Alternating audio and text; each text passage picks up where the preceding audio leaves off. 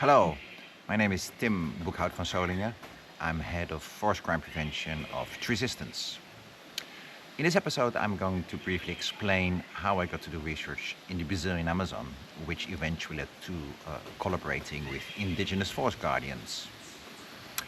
I studied human geography at the University of Amsterdam and at the Sorbonne in Paris. And one of my specializations was development studies. After my master's in 1994, I went to the University of Amsterdam and I started doing research on illegal drug markets and drug policy.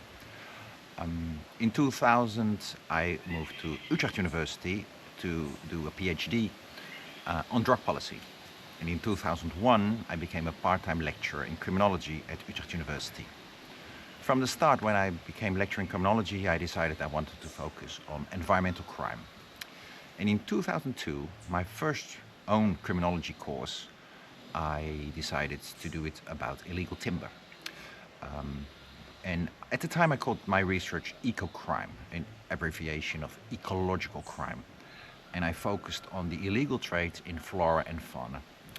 In 2003, I went for the first time to the Brazilian Amazon because I wanted to see it by myself and I wanted to see the illegal logging and the deforestation. In 2009, I went back with a research stimulation grant from Utrecht University and I went to the Brazilian Amazon to really start a big research project. This led indeed to a large research grant of NWO, the Netherlands Organization of Scientific Research, on conflicts and deforestation. And this allowed me to go to the Brazilian Amazon again. And then I started from 2010, I started the research on identifying harms and crimes in the Brazilian Amazon related to deforestation and illegal forest activities.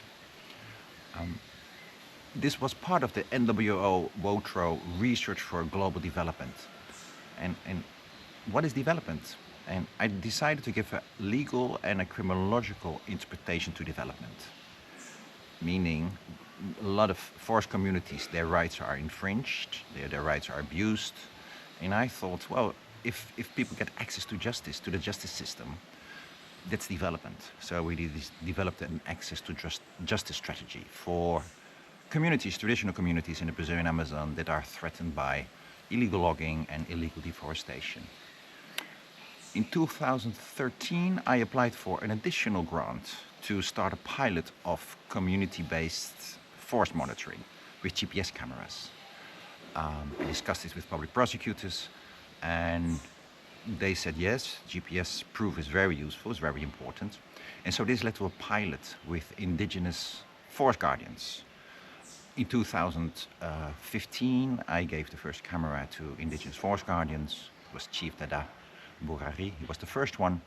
And this eventually led to a pilot, a successful pilot, and then we expanded to more communities. So this really was the start of indigenous community watch, or indigenous forest protection, or in criminological terms, indigenous forest crime prevention, supported by GPS equipment.